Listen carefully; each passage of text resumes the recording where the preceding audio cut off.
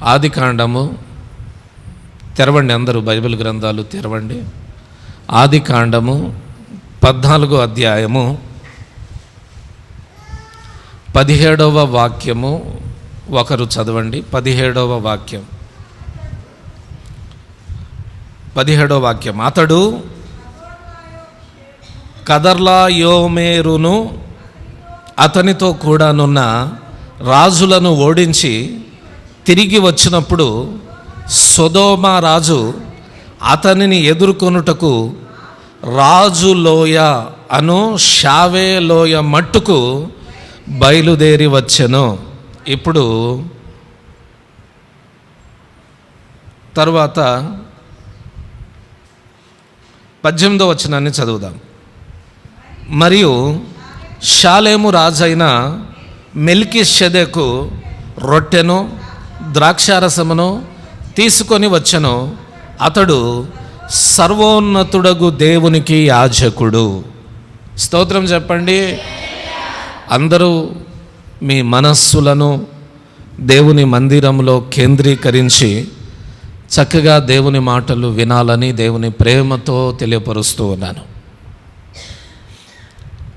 ఆదికాండం 14వ అధ్యాయంలో ఒక గొప్ప యుద్ధం జరిగిద్ది. అక్కడ ఒక గొప్ప యుద్ధం జరిగిద్ది.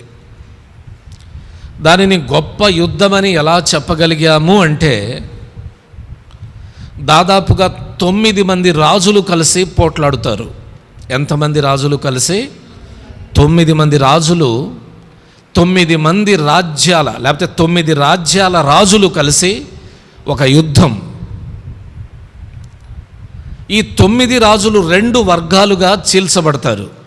ఈ 9 రాజులు 2 వర్గాలుగా చీల్చబడతారు.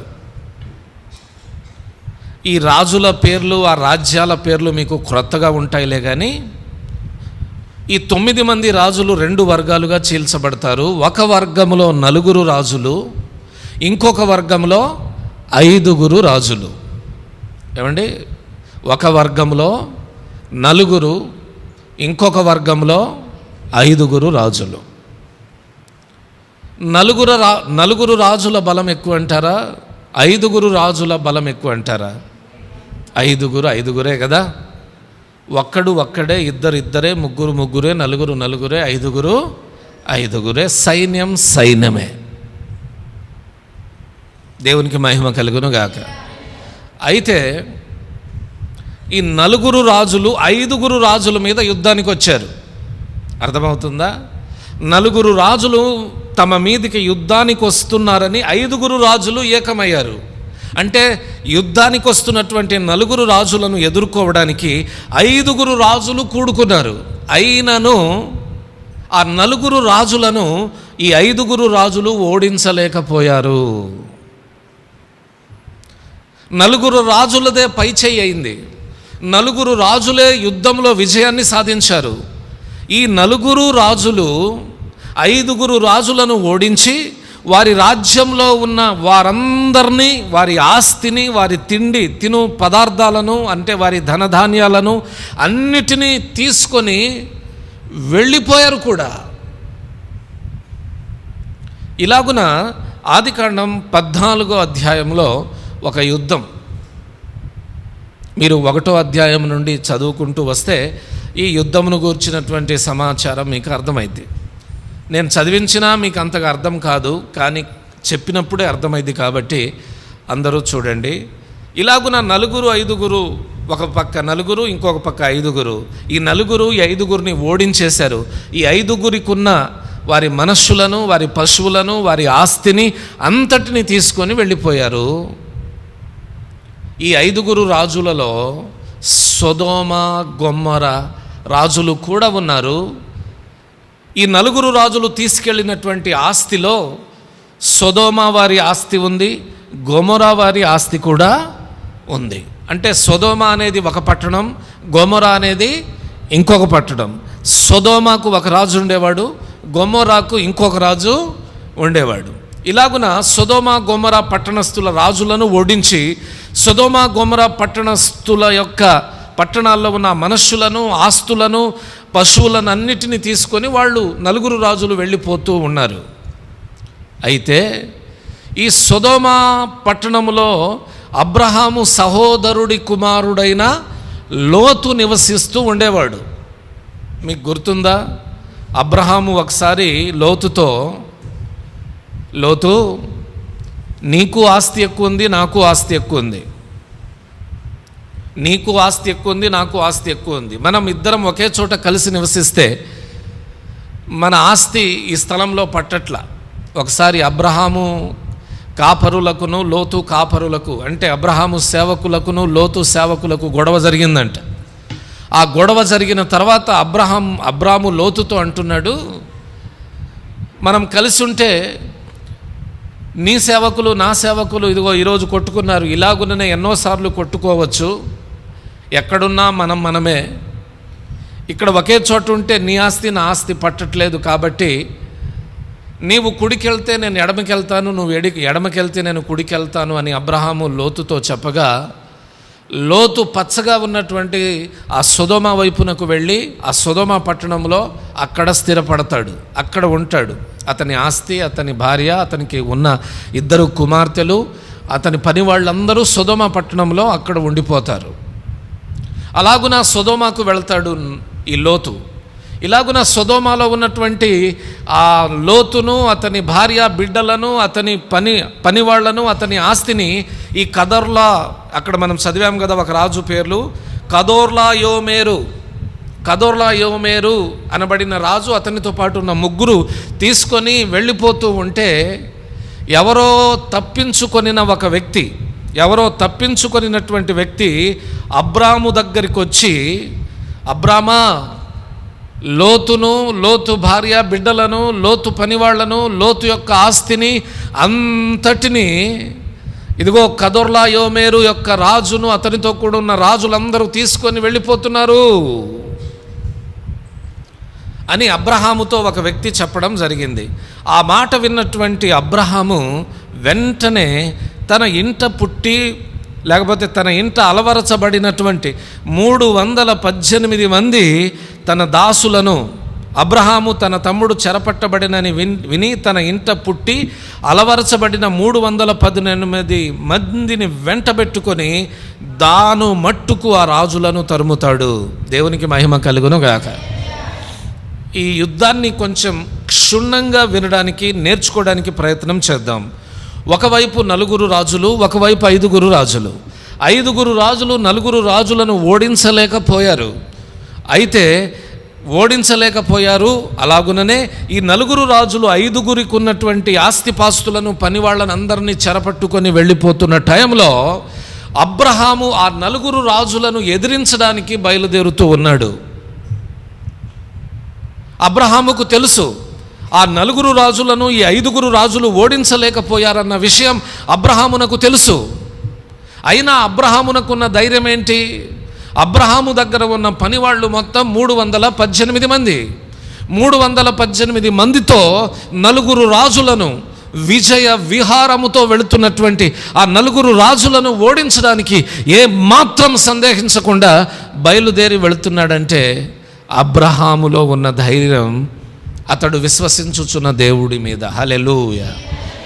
ఎస్, మనకంటే మన పరిస్థితులు, మనకంటే లేకపోతే మన బలము కంటే మించిన పరిస్థితులు మనకు ఎదురైనప్పుడు మన మీద మనం ఆధారపడకుండా మనకంటే బలవంతుడైన, మనకంటే శక్తిమంతుడైన, మనకంటే ప్రభావశీలుడైన దేవుని మీద మనం ఆధారపడాలి.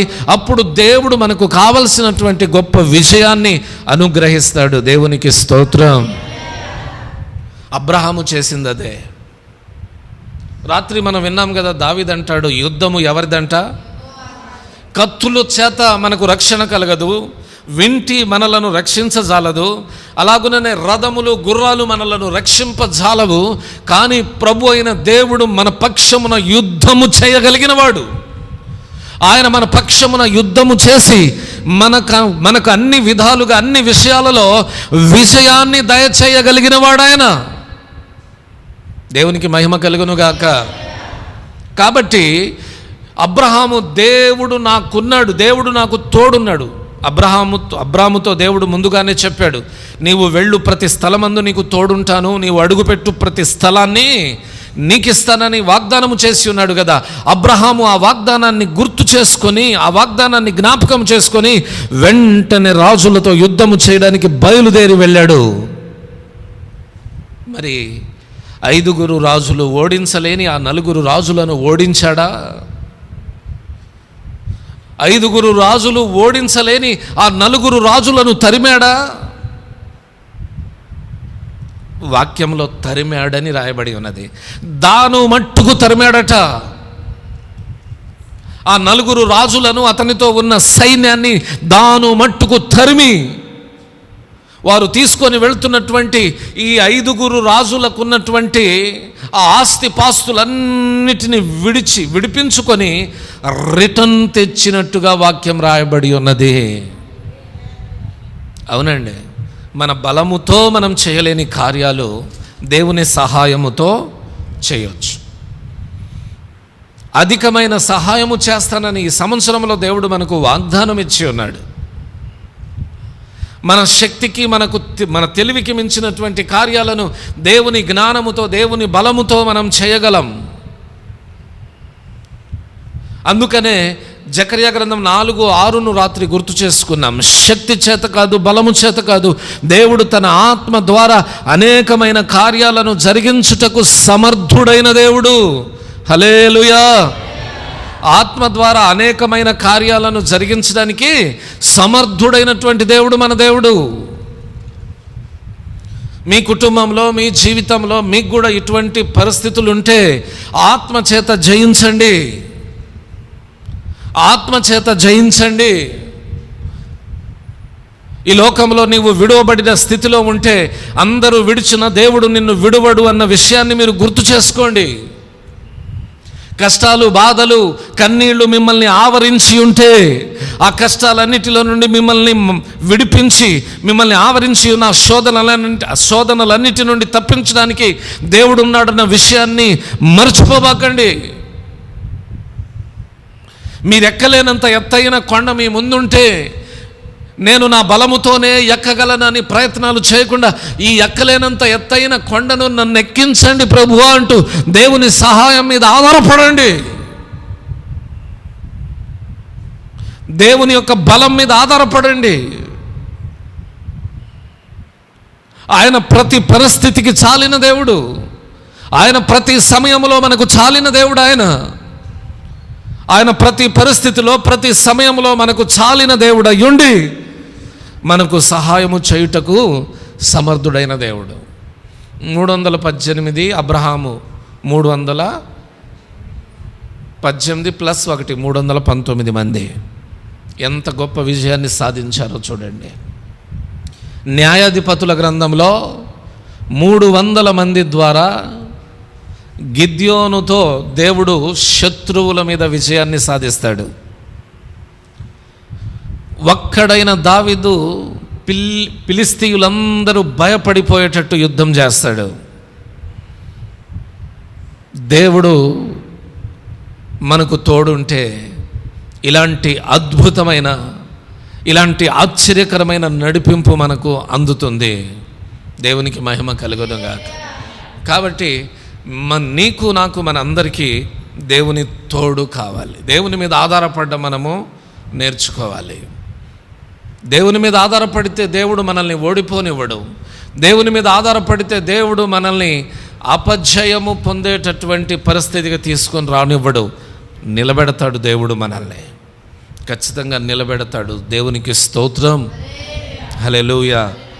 మొత్తానికి అబ్రాము విజయాన్ని సాధించి రిటర్న్ వస్తున్నప్పుడు అబ్రహామునకు 2 వ్యక్తులు ఎదురుపడ్డారు. ఎంతమంది వ్యక్తులు? 2 వ్యక్తులు ఎదురుపడ్డారు. 17వ వచనంలో సొదొమ రాజు, ఏ రాజు? సొదొమ రాజు, రాజులోయ అనబడిన షావే లోయ వరకు అబ్రహామునకు ఎదురొచ్చాడు. తర్వాత మెల్కీషెదెకు, షాలేము రాజైన మెల్కీషెదెకు రొట్టెను ద్రాక్షారసాన్ని తీసుకొని అబ్రహాముకు ఎదురొచ్చాడు. ఇద్దరు వ్యక్తులు ఎదురొచ్చారు. ఈ ఇద్దరు వ్యక్తులు అబ్రహాముకి ఇచ్చిన ఆఫర్ చూడండి. ఇద్దరు వ్యక్తులు అబ్రహామునకు ఇచ్చిన ఆఫర్ చూడండి. ఆఫర్ అంటే మన భాషలో ఏమంటారక్క? ఆఫర్ అంటే అవకాశం. ఏం అవకాశం ఇచ్చారో చూద్దాం రండి. 21వ వచనం చదవండి. సొదొమ రాజు మనుష్యులను నాకిచ్చి ఆస్తిని నీవే తీసుకొనమని అబ్రహాముతో చెప్పగా, అబ్రాము, నేనే అబ్రామును ధనవంతునిగా చేసి తినని నీవు చెప్పకుండునట్లు ఒక్క నూలు పోగైనను చెప్పుల వారైనను నీ వాటిలో ఏదైనను తీసుకొననని ఆకాశమునకు భూమికి సృష్టికర్తయును సర్వోన్నతుడును దేవుడునైన యెహోవా ఎదుట నా చేయి ఎత్తి ప్రమాణము చేసి ఉన్నాను. అబ్రామునకు రాజు ఇచ్చిన గొప్ప ఆఫర్. అబ్రాము, ఎంతో కష్టపడ్డావు, ఎంతో కష్టపడి యుద్ధం చేశావు, ఎంతో ప్రయాసంతో ప్రాణానికి తెగించి ఆ 4 రాజులను ఓడించి 4 రాజులను తరిమి ఆస్తి మొత్తాన్ని తీసుకొచ్చావు, ఆ మనుషులందరినీ తీసుకొచ్చావు. ఒక్క పని చేయి, మనుషులను నాకిచ్చి ఆస్తిని నువ్వు తీసుకో. మనుషులను నాకిచ్చి ఆస్తిని నువ్వు తీసుకో. అబ్రహాము వెంటనే రాజు దగ్గరికి వెళ్ళి షేక్ హ్యాండ్ ఇచ్చి, రాజా ధన్యవాదాలు, గొప్ప ఆస్తిని నాకు ఇచ్చావు, ఆస్తిని ఇచ్చినందుకు ధన్యవాదాలు, నీకు నా జీవితాంతం రుణపడి ఉంటాను, నీ కాళ్ళు మొక్కుతా నీకు రుణపడి ఉంటాను అని రాజును కౌగిలించుకొని షేక్ హ్యాండ్ ఇచ్చి అతని పాదాలు పట్టుకొని ఇదంతా చేశాడా? ఒకటే మాట అన్నాడు, నీ ఆస్తి నాకొద్దు, నీవిచ్చే బహుమానాలు నాకొద్దు, నీవిచ్చే ఆఫర్లు నాకొద్దు.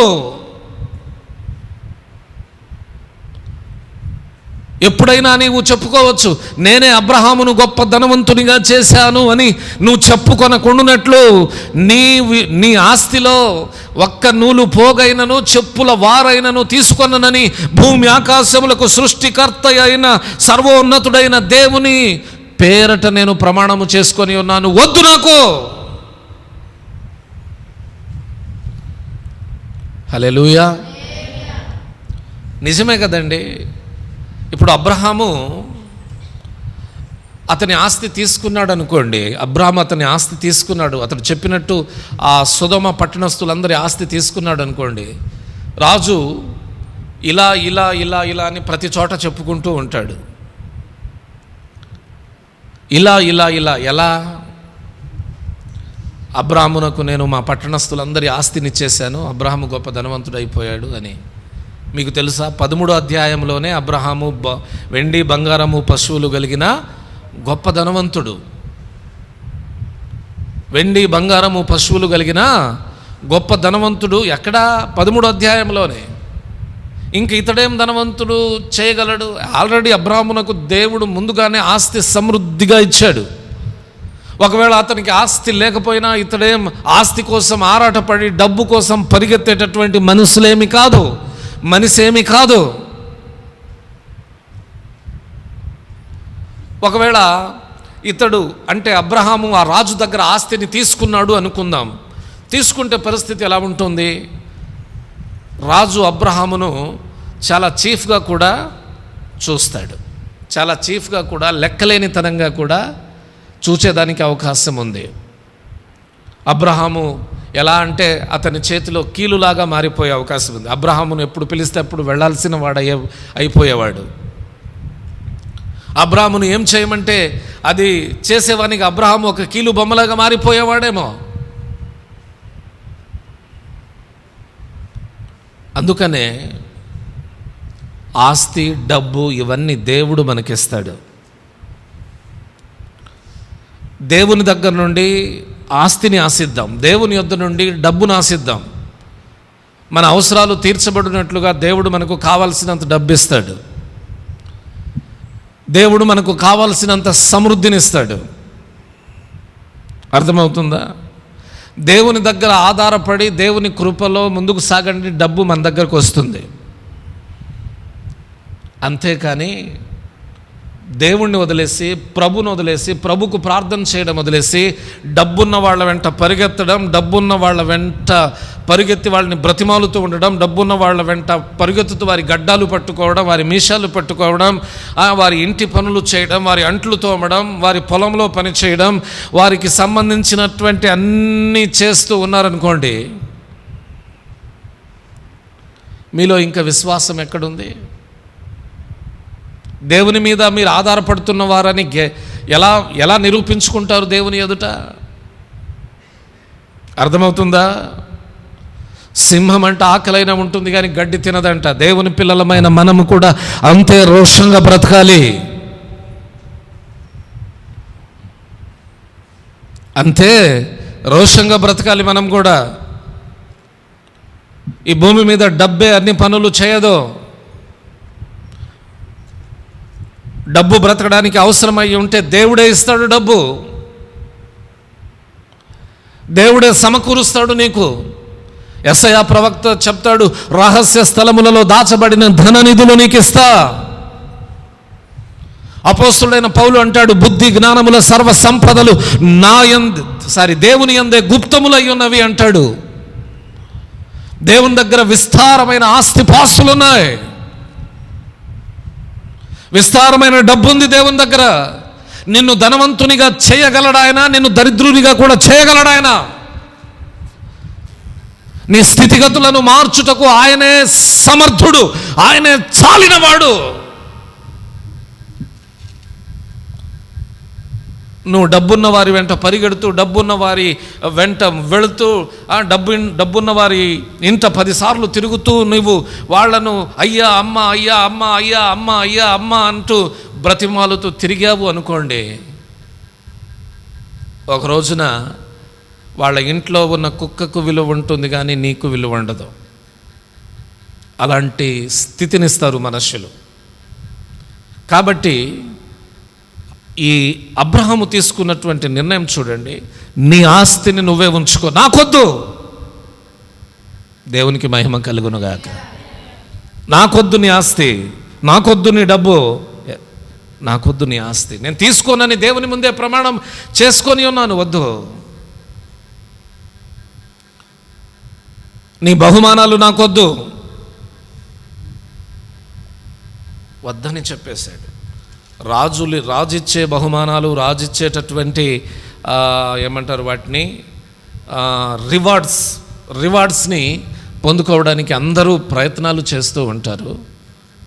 కానీ ఇతడు మాత్రం వద్దన్నాడండి. అన్యాయంగా సంపాదన, అక్రమమైన సంపాదన, ఇది మనల్ని దేవుని రాజ్యానికి తీసుకెళ్ళదు. ఒక ధనవంతుడు దేవుని దగ్గరికి వచ్చి నిత్య జీవాన్ని స్వతంత్రించుకొనుటకు నేనేం చేయాలని అడిగినప్పుడు యేసు ప్రభు వారు ఒకటే మాట చెప్పాడు, నీ ఆస్తి నమ్మి బీదలకు ఇమ్మన్నాడు. ఆస్తి నమ్మి బీదలకు ఇవ్వలేక ముఖము చిన్నబుచ్చుకొని వెళ్ళిపోతూ ఉంటే దేవుడు అన్నాడు, ధనవంతుడు పరలోక రాజ్యంలో చేరడం కష్టము అన్నాడు. మరి ఇలాంటి ధనం అవసరమా? దేవుని పిల్లలుగా దేవుడు మనకు విశ్వాసాన్ని నేర్పించాడు. దేవుడు మనకున్నాడు. నన్ను అడుగుము జనములను స్వాస్థ్యంగా ఇస్తానన్నాడు. భూమిని దిగంతముల వరకు నీకు సొత్తుగా ఇస్తానన్నాడు. కాబట్టి ఆయన అడుగు, దేవుడు ఖచ్చితంగా నీకు ఇస్తాడు. ఆయన ఎలా నడిపించినా ఆ త్రోవలో నడువు, ఖచ్చితంగా దేవుడు నిన్ను కనికరిస్తాడు. మొత్తానికి 2 వ్యక్తులు ఎదురయ్యారు. ఒక వ్యక్తి ఏమో ఆస్తినిచ్చాడు, అబ్రహాము దాన్ని వద్దన్నాడు. రెండవ వ్యక్తి, అతని పేరేమని చెప్పాను, షాలేము రాజైన మెల్కీషెదెక్. షాలేము అంటే సమాధానము, శాంతి అని అర్థం.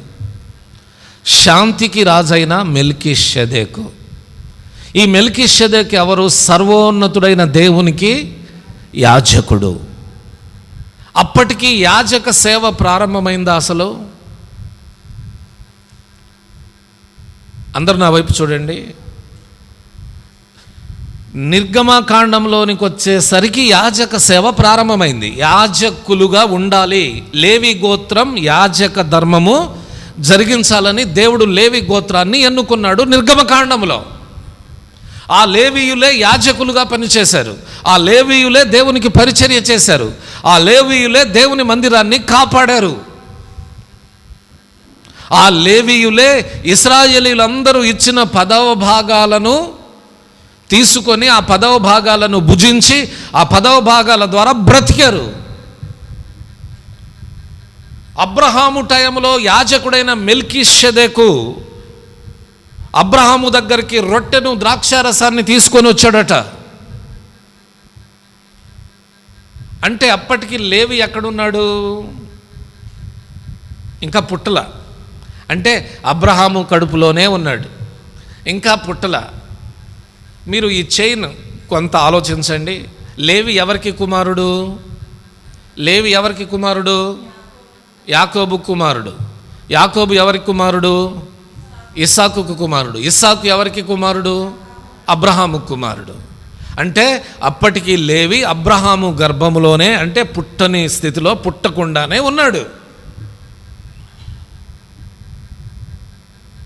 యాజకులు యాజక ధర్మం జరిగించాల్సిన వారు ఇంకా పుట్టకుండానే ఉన్నప్పుడే మెల్కీషెదెకు అనబడినటువంటి యాజకుడు. ఈ మెల్కీషెదెకు హెబ్రీ పత్రికలోనికి వస్తే సాక్షాత్తు యేసు ప్రభు వారికి సూచన అని హెబ్రీ పత్రికను రాసినటువంటి ఆ దైవజనుడు వివరిస్తాడు. మెల్కీషెదెకులో యేసు ప్రభు వారిలో, అర్థమవుతుందా అండి? మెల్కీషెదెకులో యేసు ప్రభు వారిలో ఒకటే పోలికలు ఉన్నాయి. అదొక సబ్జెక్ట్, ఒక రోజున అది చెప్పొచ్చు.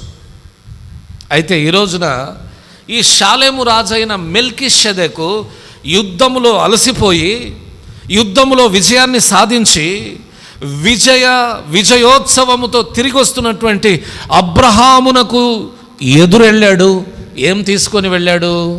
రొట్టెను ద్రాక్షారసాన్ని తీసుకొని వెళ్ళాడు. దేవునికి మహిమ కలుగును గాక. హల్లెలూయా. రొట్టెను ద్రాక్షారసాన్ని తీసుకొని వెళ్ళి అబ్రహామునకు ఇస్తూ ఉన్నాడు. అబ్రహమా తీసుకో, రొట్టెను ద్రాక్షారసాన్ని తీసుకొని అబ్రహామునకు ఇస్తే అబ్రహాము ప్రేమతో వాటిని తీసుకొని రొట్టెను తిన్నాడు, ద్రాక్షారసాన్ని త్రాగాడు. రొట్టెను తిని ద్రాక్షారసాన్ని త్రాగాడు. తరువాత అబ్రహాము తనకు కలిగిన దానంతటిలో అతనికి 10వ భాగాన్ని ఇచ్చాడు. దేవునికి మహిమ కలుగును గాక. పాత నిబంధనలో జరిగిన మొట్టమొదటి ప్రభురాత్రి భోజనం అని చెప్పొచ్చేది. పాత నిబంధనలో జరిగిన ప్రభు బల్ల ఆరాధన, పాత నిబంధనలో జరిగిన ప్రభు బల్ల ఆరాధన. మెల్కీషెదెకు యాజకుడు రొట్టెను ద్రాక్షారసాన్ని ఇస్తున్నప్పుడు తీసుకున్నాడు, రాజు బహుమానాలు ఇస్తున్నప్పుడు మాత్రం తీసుకోవట్లా. మనమేం చేస్తాం? ఈరోజు ఏమండి, ఈరోజు ఎవరో ఒక పెద్ద అధికారి మీటింగ్ పెట్టి మీటింగ్కి వచ్చే వాళ్ళందరికీ ఒక్కొక్కరికి 20,000 గిఫ్ట్ అంటే 20,000 గిఫ్ట్ అంటే ప్రభు బలారాధన తీసుకోవడానికి వస్తామా? 20,000కి వెళ్తామా? పాస్టర్ గారికి ఇంకా ఫోన్లు వస్తాయి, ఈ ఒక్కరోజు సాయంత్రం పెట్టన్నా. లేదక్క, లేదు ఇంట్లో ఇంకా అన్నయ్యలకు చెప్తారు, మీరైనా చెప్పండి పాస్టర్ గారికి, ఇంక పాస్టర్ గారు ఈరోజు ఒక్క సాయంత్రం పెట్టమని చెప్పండి. ఇంక అన్నయ్యలు ఫోన్ చేస్తారు, ఏందన్నా ఏంటి ఫోన్ చేశావు? ఏం లేదు పాస్టర్ గారు, ఈరోజు మీటింగ్ జరుగుతుంది కదా మన మండల ఆఫీస్లో, 20,000 వస్తాయంట ఒక్కొక్కరికి, సాయంత్రం పెట్టే ప్రార్థన, సాయంత్రం పెట్టే. ఇంకా ఒక ఫోనా, అందరూ వెళ్ళాలి, అందరూ ఫోన్లు చేసి అందరూ ఇచ్చేసి ఇంకా ఎలాగో అలా పాస్టర్ గారిని ఒప్పించడమా, లేకపోతే ఏదైనా టైం అటు ఇటు చేయడం, ఏదో ఒకటి జరిగిద్ది అక్కడ కదా. చెయ్యలేదనుకోండి, ఇంకా పాస్టర్ గారి మీద గుర్రుగుంటారు అందరూ. 20,000 పోగొట్టాడు పాస్టర్ గారు. బల్లారాధనేగా, సాయంత్రం ఇస్తే ఏం పోయిందే? నెల నెల తీసుకోవట్లేదా బల్లారాధన? నెల నెల తీసుకోవట్లేదా ప్రభురాత్రి భోజనం? ఏమండి, ఇది నువ్వు నేను మార్చుకునేటటువంటి సిద్ధాంతాలు కావి. అర్థమవుతుందా? నీకు నచ్చినట్టో, నీకు తోచినట్టో, నాకు తోచినట్టో చేసుకుంటూ పోయడానికి ఇది మన ఇల్లు కాదు. ఇది నీ ఇంట్లో నువ్వు ఎలా నడిచినా పద్ధతిగా ఉంటుంది, బాగుంటుంది చూసేవాళ్ళకి. దేవుని ఇంట్లో దేవుడు చెప్పినట్టు నడిస్తేనే బాగుంటుంది. దేవునికి స్తోత్రం. దేవుని ముందు పూర్వకాలమందు దేవుడు బ్రతికిన ఆ భక్తుల జీవిత చరిత్రలు చూడండి. వద్దు నీ ఆస్తి, మెల్కీషెదెకు రొట్టెను ద్రాక్షరసాన్ని తీసుకొస్తే దాన్ని తిన్నాడు, దాన్ని త్రాగాడు. దేవునికి మహిమ కలుగును గాక. హల్లెలూయా. ఇలా జరిగి ఎంతమంది బలారాధనకు వస్తారో టెస్ట్ చేస్తే ఒక రోజున ఉంటారు. అందరూ వెళ్ళిపోయేవాళ్ళని చెప్పలేదు, ఎవరో ఒకళ్ళు ఉంటారు వచ్చేవాళ్ళు, ఎవరో ఒకళ్ళు నిలబడేవాళ్ళు ఉంటారు, ఎవరో ఒకళ్ళు గట్టి విత్తనాలు ఉంటారు, ఎవరో ఒకళ్ళు గట్టోళ్ళు ఉంటారు. దేవునికి గట్టోళ్ళు 2-3 చాలు. గట్టితనం లేని గుంపులు గుంపుల కన్నా గట్టిగా నిలబడేవారు ఒక సంఘానికి 10 మంది ఉన్నా చాలండి. అవునండి. దేవుని రాజ్యాన్ని స్వతంత్రించుకునేటట్టు నడుచుకునేవారు. ఒక పాస్టర్ గారు ఒక 10 మందిని గట్టిగా సిద్ధపరిచి తీసుకెళ్తే ఆ పాస్టర్ గారికి రావాల్సిన బహుమానం వచ్చేసిద్ది. దేవుని